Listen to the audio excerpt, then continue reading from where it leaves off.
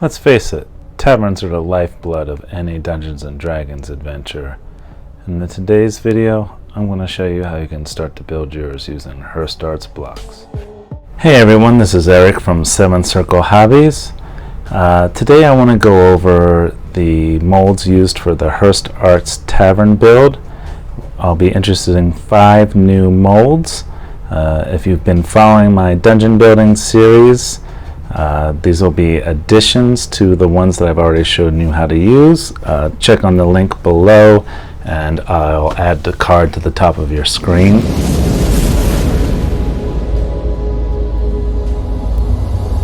This is mold 221.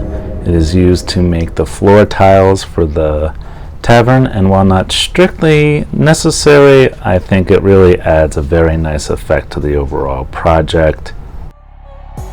The next mold is mold number 75. I believe this is the ruined fieldstone mold or something along those lines. This is an excellent mold to add to your collection. Besides the tavern build, I use this for any number of other builds and making random terrain. I have a whole Frostgrave board planned using lots of pieces from this mold, so it's really worth the investment if you're going to investigate these Hirst Arts molds. Then you have the workhorses of this build, molds 57, 58, and 59. All 3 of these molds will be required to build the Hirst Arts Tavern, and that's a pretty hefty investment. It's about $100 out of pocket, but well worth it if you really want to have a long-lasting tavern for your role-playing games. The first mold is mold 58. You can build any number of great things with this: furniture, bars, barrels, crates, doors, you name it. It's a very versatile mold and well worth it. Then you have mold 59, I believe. This is the tavern accessories mold.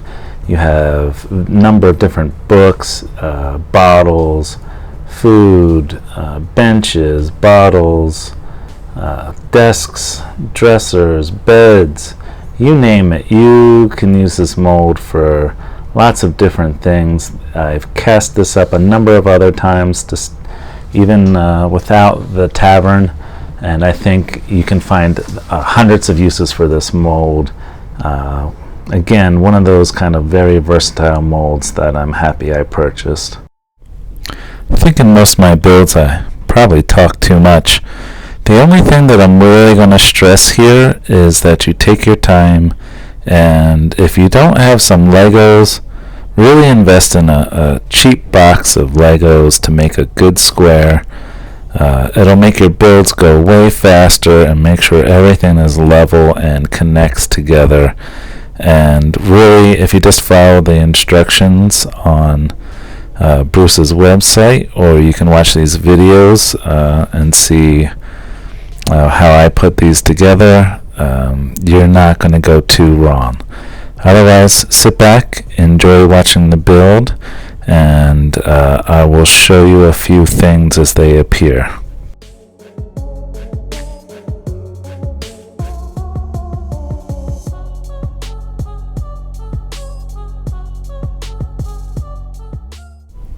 One thing you might notice as I'm building these, you'll see these little wood square panels in the corners and on the sides. I use those to make sure that the spacing is right, because you're going to be connecting these wall segments together mostly, so you want to make sure that everything's even, and even then you're still going to have to file down the connecting sides just a little bit to make sure everything has a nice snug fit when you glue the walls together. So that's why you see me using those.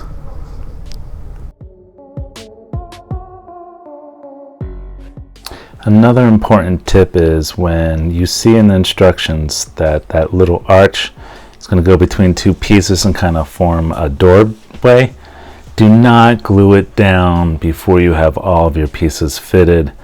I made that mistake the first time and paid for it later.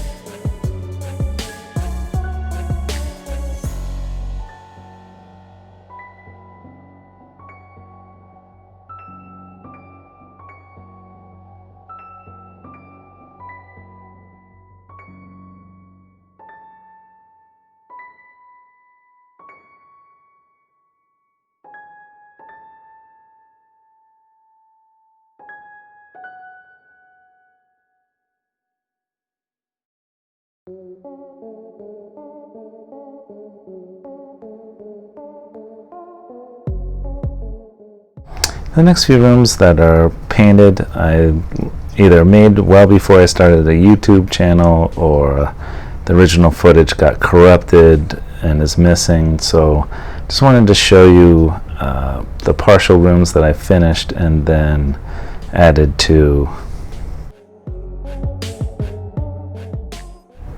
The bar is probably the most complete room I have finished, and I think once I get to the accessories part of this series, it's really going to come to life and be the center of the collection.